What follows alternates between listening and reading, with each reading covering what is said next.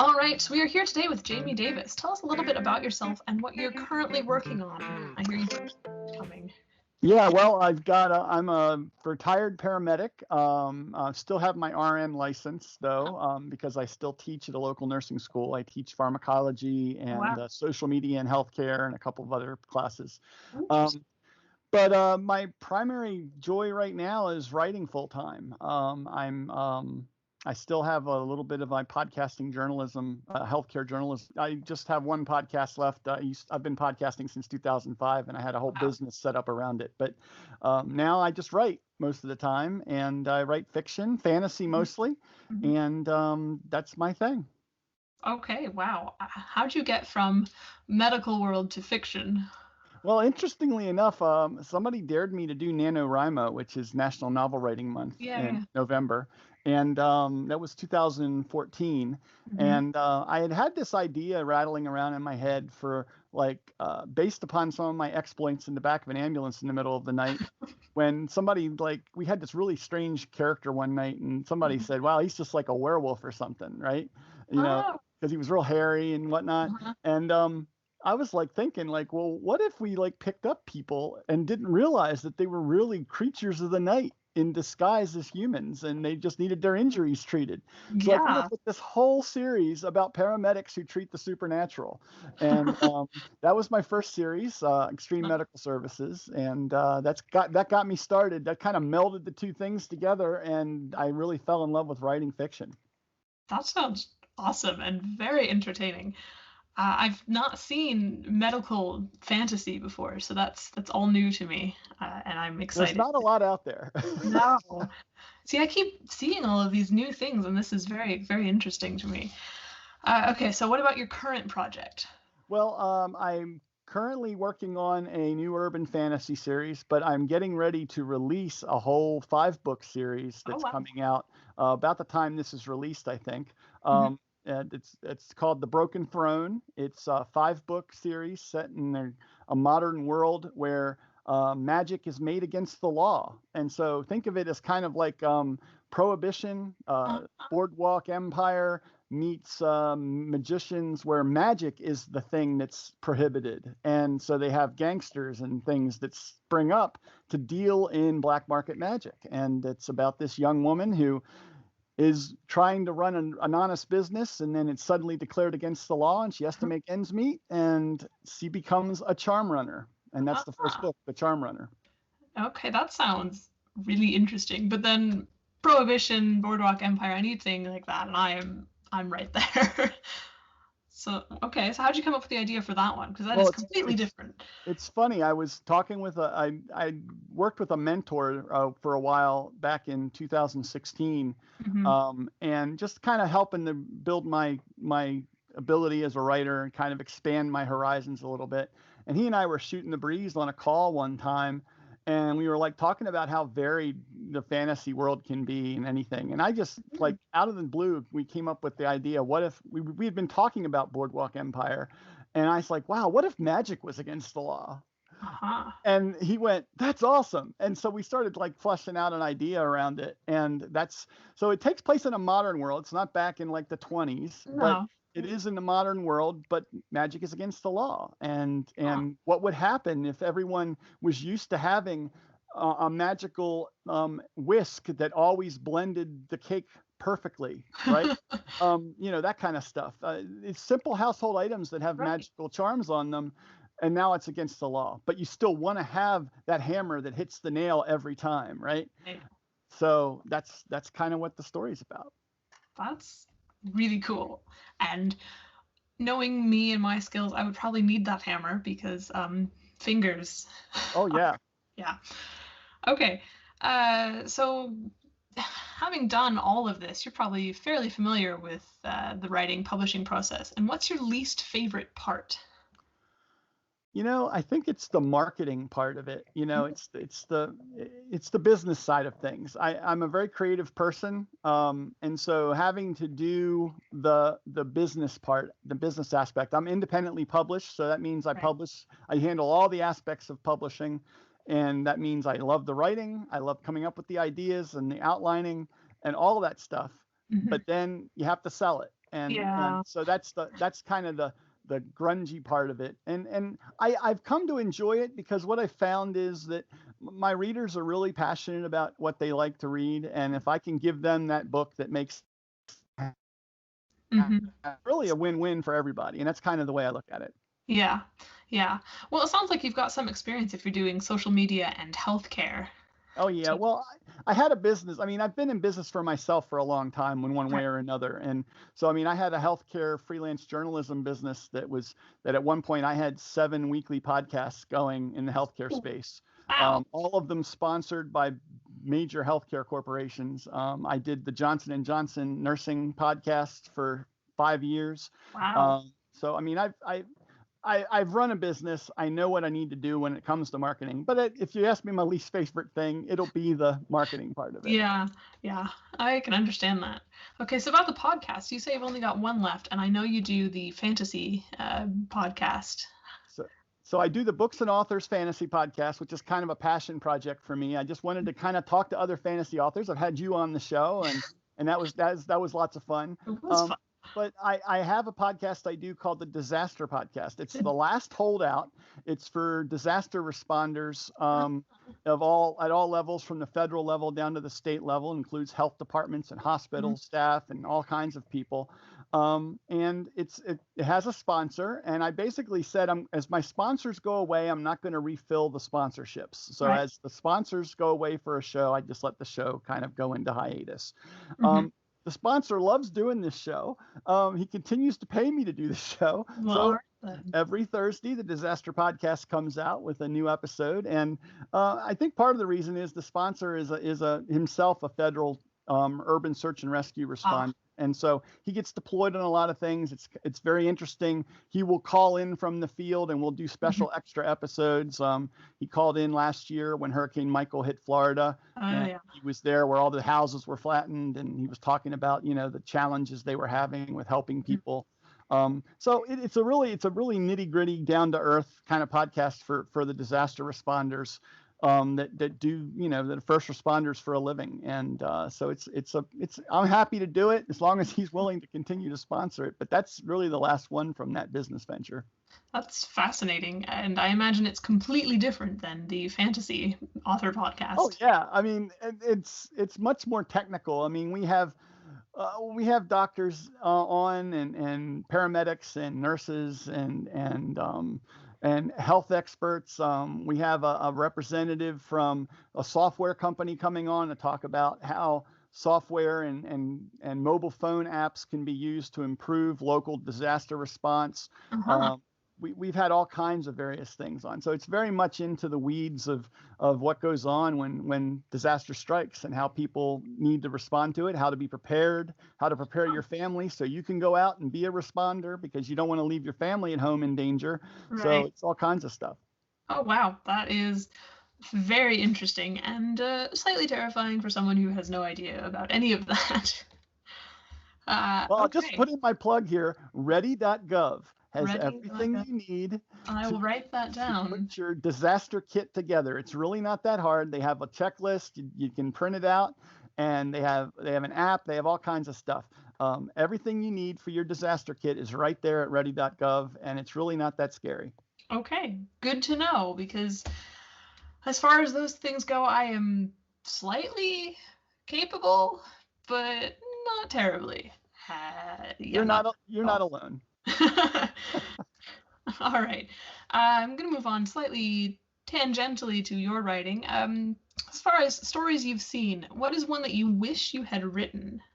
Ooh, that's a good one. Oh, there's so many awesome. I mean, I tend towards urban fantasy stories. And there's so many amazing urban fantasy stories out there. I guess I'd just go with the one that really caught my eye lately. Sarah Noffke's The Unstoppable Liv Beaufont series, which is about a young magic using woman who has to take over her family's inheritance as a defender of magic. And she Huh. didn't want to. She'd given it up. She'd left the family. She Hmm. didn't want anything to do with it. And they dragged her back in. So she's doing it on her own terms and pissing everybody else off along the way. And it's funny. It's quirky. It's a lot of fun, a lot of action. It's just a great fun. I think book 9's coming out soon. So Okay, I'm wow. So still it's really into that one. yeah, it's a fairly intricate or long series then. I will write that one down too, because I have not heard of that. Yeah, I think it's the first one's Rebellious Sister is the first book. Okay, Rebellious Sister. I will go and have a look. I'm always looking for things to read on top of all of the other books that I'm already reading. Anyways, okay, so I've talked about your current project, but urban fantasy is, I guess it's fairly popular these days. Why urban fantasy? Why not sort of the epic fantasy? Is it just the combination of modern technology?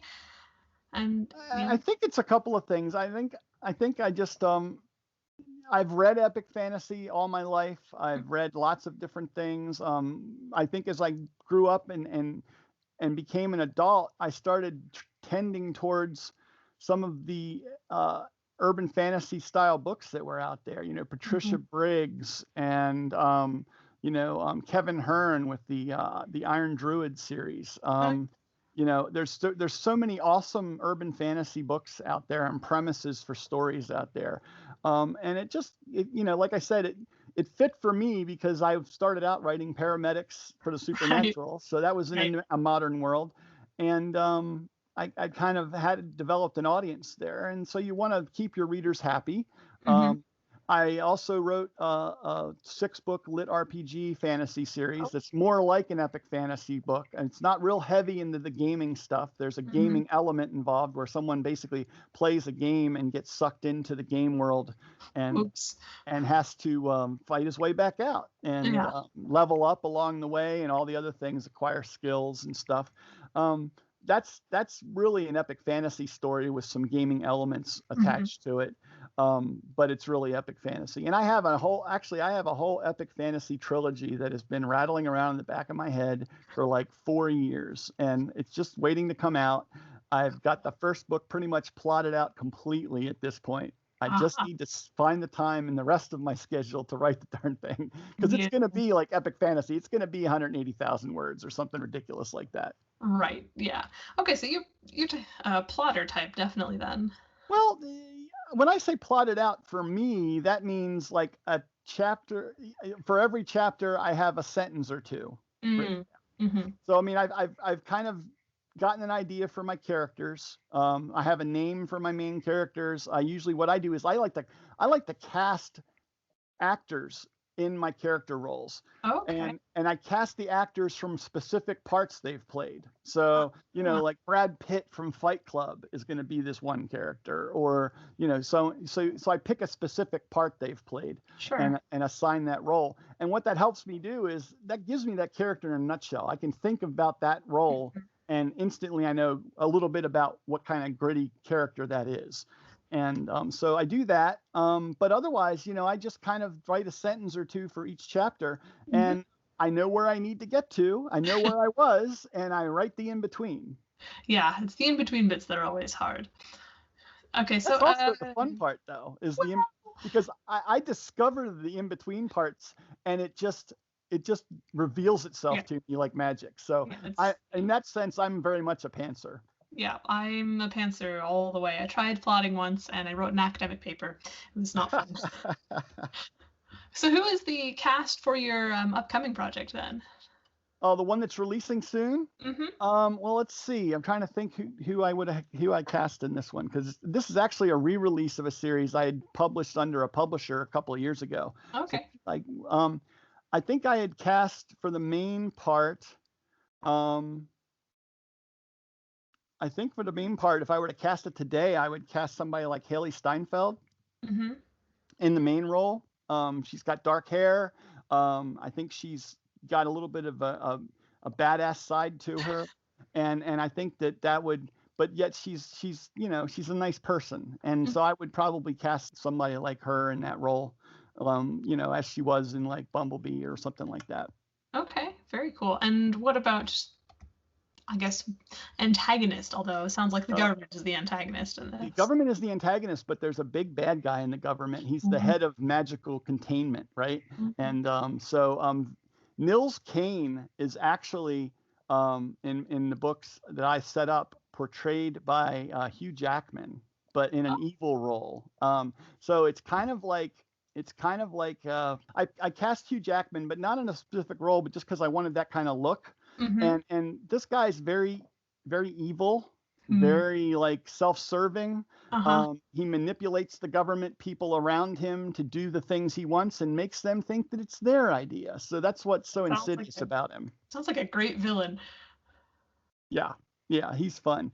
Who else is in this one? There's a couple of others that I cast them from um, stock photos that I Mhm. found to just fill out the roles. But there's one character, Triss, that's Winnie's the main character, and Triss is one of her best friends. And Triss I actually cast as the woman who plays Alex on Modern Family, Uh, the younger sister. yeah, yeah. And because she's kind of a nerdy geek type, and I thought that was a good fit for her, to kind of bring that thought to mind. So that's what she looks like. So Oh, good fun. yeah. That is an exercise I am probably never going to do, but I'm terrible at actors. Oh, that's okay. I am too, as you can tell. I mean, but what I do is I put them in a document with their the photos that I want to grab, and it just Mhm. instantly puts them in mind. So I can, if I have to describe them or how they walk across the room, I can picture it.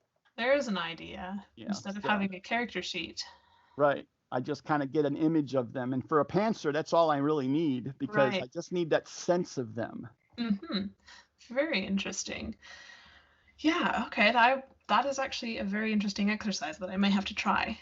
It's Uh, fun. It's a lot of fun kind of thinking about, actors and actresses that you'd play a certain role. yeah. Yeah, definitely.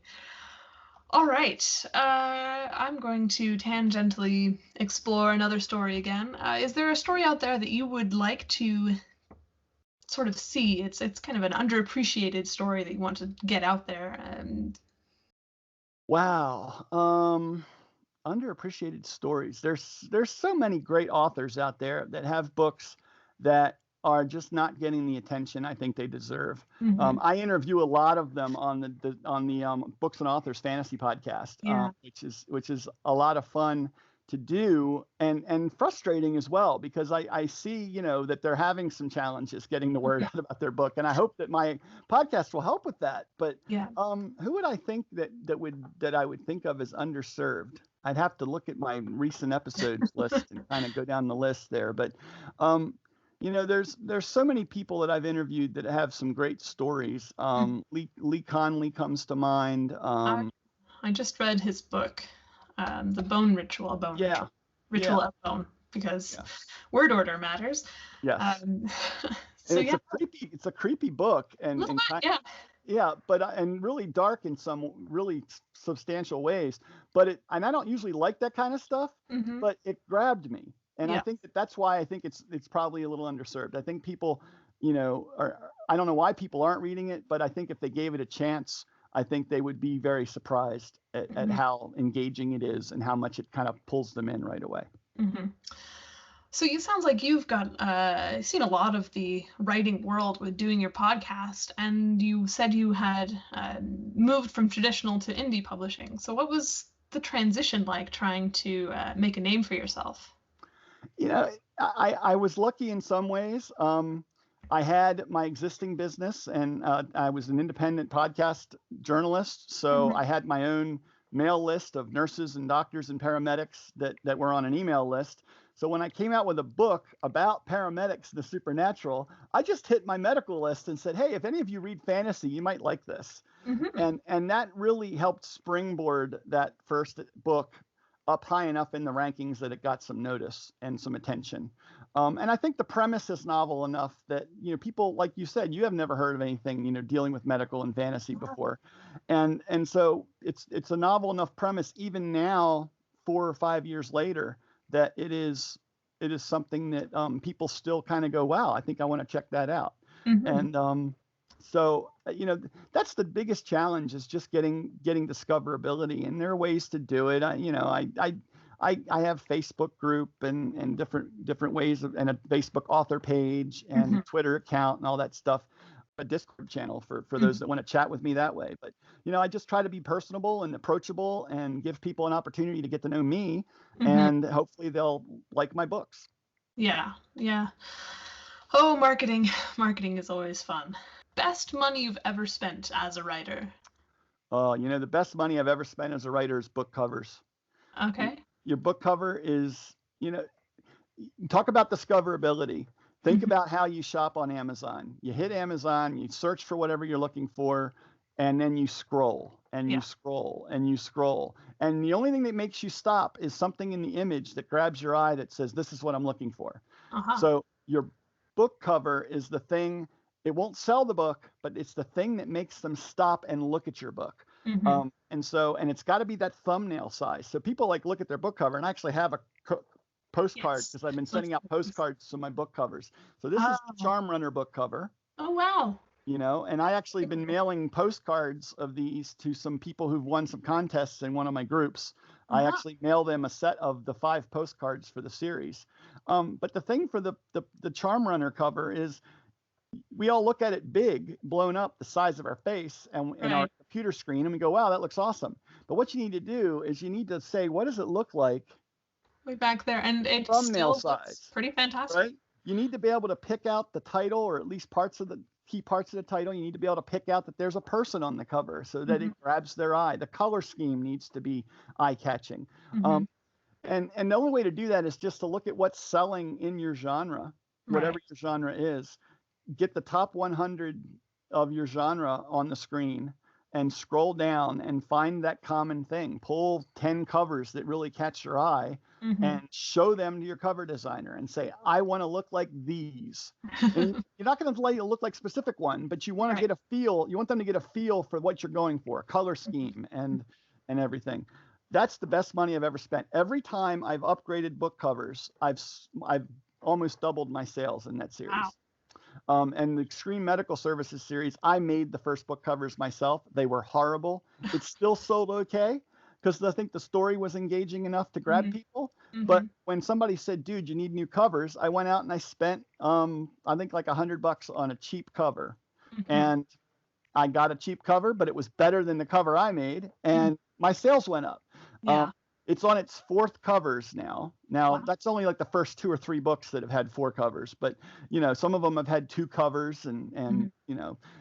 but what I found is every time I've upgraded the covers and tried to really match the urban fantasy genre that I'm trying to be part of, and Hmm. match the trends that are going on right now, my sales get better. So that's the best money I've ever spent. It's every book cover, and book covers cost in the neighborhood of about $300 or Yeah. so, Yeah. $250 to $300 for a full set of ebook, print, Hmm. audiobook covers. Sure. That's what I spend anyway, and it's money well spent. It's paid for itself in under a month, almost every time I've done it. Wow. And where do you find your book cover designer? I've used a couple. The one I'm using now is Christian Benchalon. You can find him at coversbychristian.com. He's super Oh, busy, I bet. If but he's that good. coversbychristian.com. You can reach out to him. He's scheduling now like 2 or 3 months in advance, but you can get on his calendar. Hmm. And what I usually do is I say, I order all 3 books or 4 books, so I know it's going to be a 3 or 4 book series, at least Right. in the beginning. I order all of them at once, so he Oh. can kind of get a feel for the branding for the series and everything, and keep all the color schemes the same, Hmm. and he'll do all 3 covers at the same time. And then I have 3 book covers done. I don't need to come back to him for months, right?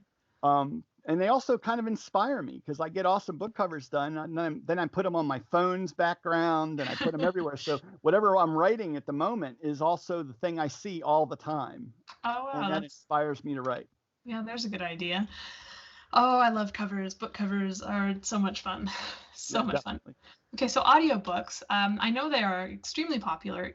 I'm terrible because I don't actually listen to them. I'm one of those unusual people that likes silence when I'm driving or doing whatever. So tell me a little bit more about your audiobooks and try to convince me to see if I can try this out, because I keep meaning to, but I think the thing that makes audiobooks different is think back to have who read to you, or a yeah. babysitter who read to you. And that sense of someone performing the story, doing the voices, doing some of the, acting out with their voice, some of the action that was going on, building that tension. A good storybook reader, a good storyteller can really make a story 100% better. And that's what I've discovered. I got into audiobooks because it's one of the fastest growing niches in the market right now. And so I really doubled down and invested in my audiobooks, knowing that it was going to take me a while to earn that money back, but it was better to get in now and get in quickly. And the most joyful thing happened. The first time I heard somebody read my words back to me, it was like I was hearing somebody else's story. Wow. Because they were performing it. These are voice actors. They aren't just people reading the words. They are really very much performers. They are voice actors. And so they bring the words to life. They add phrasing in there that you never thought of that make it better. Okay. You've convinced me. Now I need to go try some audiobooks. Yeah. I just that's kind of my thing. And so how did you get started in the process of getting someone to record your audiobook? Did you audition people or just search around? Yeah, I auditioned folks. I did some research. There's two ways you can go. Two main locations that'll help you do the process.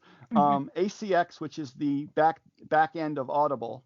ACX.com is the production end of Audible, and you can go in there and you can listen to samples of different narrators and then audition them. You can kind of agree on a price. Some of them might, if you're lucky, agree to some sort of a revenue split if you don't have a lot of money to spend. But that's something that's not happening as often now because it takes a long time for that to earn back, and they've invested a lot of their time and energy in making the book. Yeah. Or you can go over to a place called findawayvoices.com. Findaway Voices and ACX. Interesting.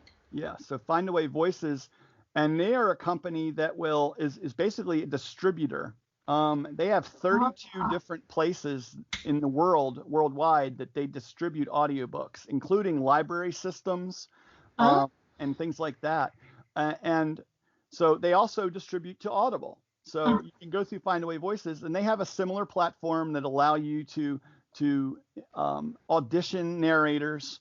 In their system, as of right now, you will have to. They don't have a royalty share program, so you'll have to pay for it up front, and it's not that inexpensive. I mean, it can cost a lot depending on the cost of your narrator, and you basically audition your narrator, then they go out and they produce the book, they bring it back to you, you listen to it, you tell them where there needs to be a correction, they got a word wrong. I mean, it's just like typos.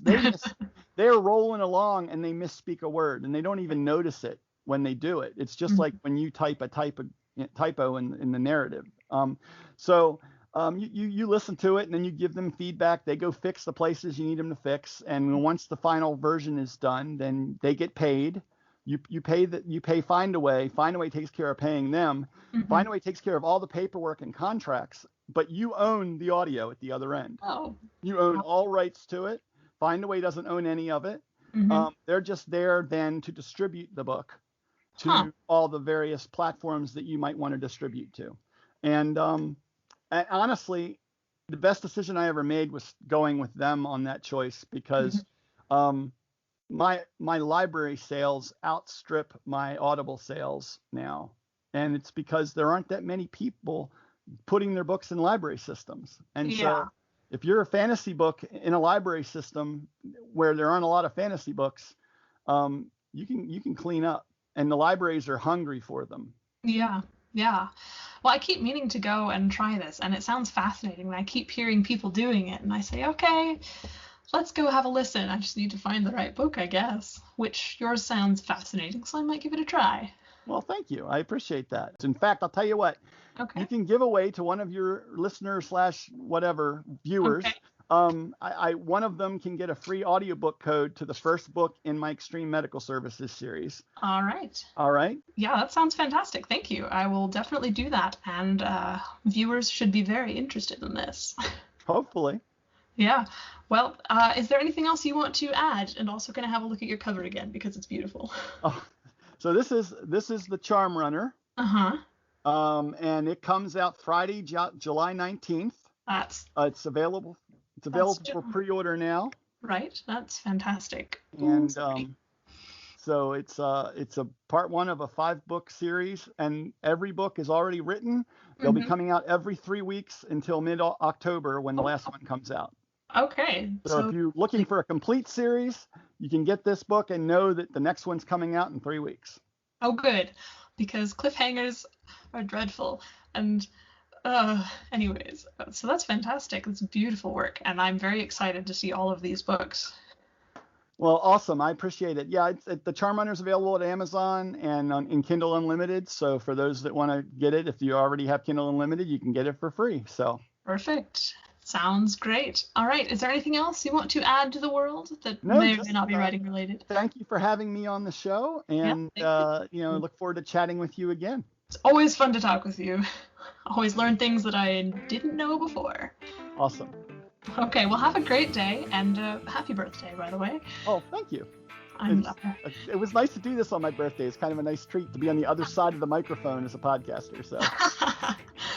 Well, enjoy the day and enjoy the heat and humidity outside in your air-conditioned environment. I will.